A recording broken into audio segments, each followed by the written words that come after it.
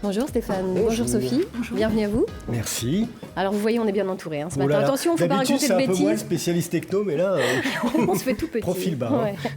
Est-ce que vous aimeriez retrouver vos ancêtres? Ah bien entendu. Tapez Laurence Postic et apprendre que vous descendez d'Anne de Bretagne. Oh, si ça se trouve. J'en ai l'intuition. Ah bon? Eh bien, grâce à Sophie Tardivelle, ça serait peut-être possible. Vous pourriez vous lancer dans la généalogie grâce au Big Data. Alors, de quelle façon? Alors, Anne de Bretagne, ça vous parlait. Ouais. Généalogie aussi, peut-être Big Data un peu moins. Alors oui, vous allez nous éclairer un peu le terme. Voilà, et ben Sophie va nous expliquer tout ça.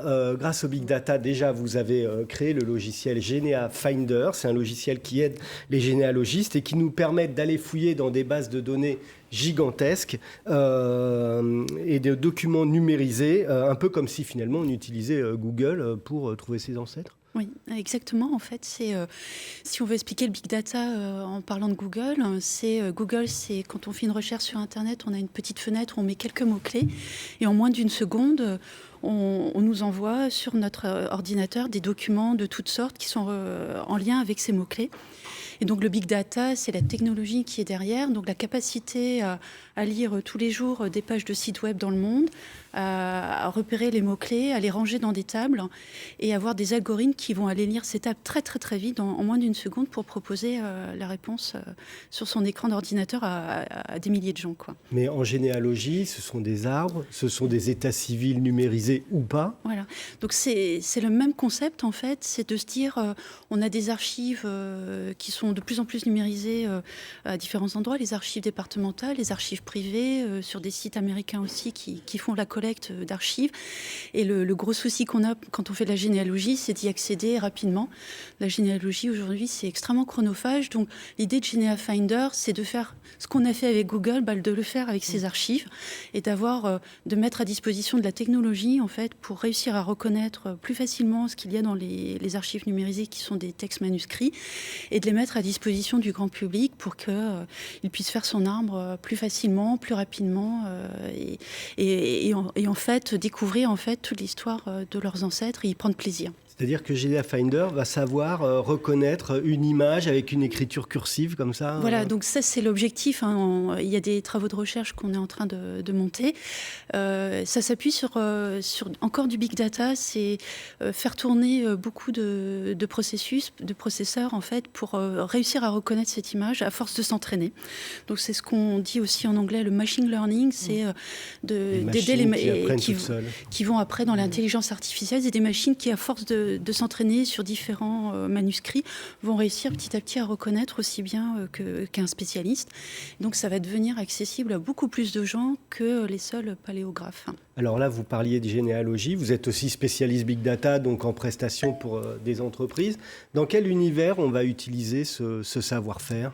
Est-ce que l'univers de la santé, de l'industrie, de la médecine peut utiliser le Big Data? Oui, alors le Big Data, c'est toujours quand on est confronté à des données assez volumineuses ou hétérogènes. Donc il y a à peu près deux façons de voir le Big Data. Ou sinon, ce sont aussi des domaines où on a besoin de faire beaucoup de calculs. Là, on va avoir besoin de mettre des machines en parallèle pour qu'elles calculent tout en même temps pour fournir un seul résultat. Donc on le retrouve dans la médecine quand on fait des travaux sur les images. De réussir à reconnaître de façon de plus en plus fiable des symptômes qu'on voit par l'image. Dans l'industrie, c'est d'autres domaines. On va regarder, par exemple, si on prend les avions ou des usines assez importantes, on voudrait faire de la maintenance dessus et de la maintenance prédictive, c'est-à-dire n'opérer les machines que quand on pense qu'elles vont tomber en panne. Donc ça fait des économies d'échelle, en fait, dans les processus de maintenance parce que les algorithmes vont surveiller les machines et savoir reconnaître à quel moment elles pourraient tomber en panne en fonction des symptômes appris des milliers et des millions de fois. Voilà.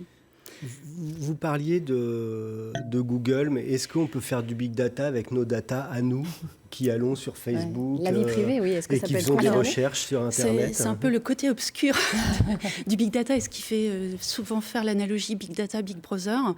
On voit bien que ces technologies qui sont très très rapides et puis finalement assez faciles à utiliser par les ingénieurs, quand on met à la place de documents d'archives, on met des données personnelles qu'on a en masse dans les les réseaux sociaux, donc ça va être sa propre identité, mais aussi les communications qu'on fait avec ses proches. Donc tout ça, c'est informatisé. Les habitudes d'achat, c'est encore le phénomène qu'on voit pas trop, mais qui est vraiment là. C'est chaque fois qu'on va sur un site internet, eh ben, on sait ce qu'on a été regardé, éventuellement acheté.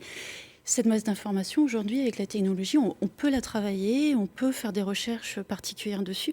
Donc c'est vrai que ça pose la question de l'utilité. Et on peut donc arriver à prévoir ce que je vais acheter, peut-être. Oui, est-ce que, comme dans le film Minority Report, on va pouvoir prévoir que je vais commettre un crime un jour? Ouais, alors, c'est pas mon intention. C'est vrai qu'on pourrait fantasmer beaucoup sur les possibles, mais ça reste de la technologie. Et comme en science, la technologie, c'est ni le bien ni le mal.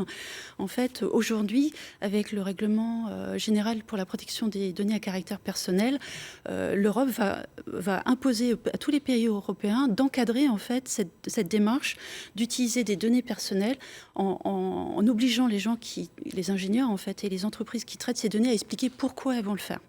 Donc c'est d'expliciter les finalités de leur démarche, et ce qui fait que les gens et ceux qui possèdent les données vont être plus en capacité en fait de dire non, ou de se rendre compte aussi, ça va sans doute créer un phénomène d'éducation, de comprendre ce qu'on fait avec leurs données et de pouvoir agir probablement collectivement sur la partie éthique en fait de cette démarche.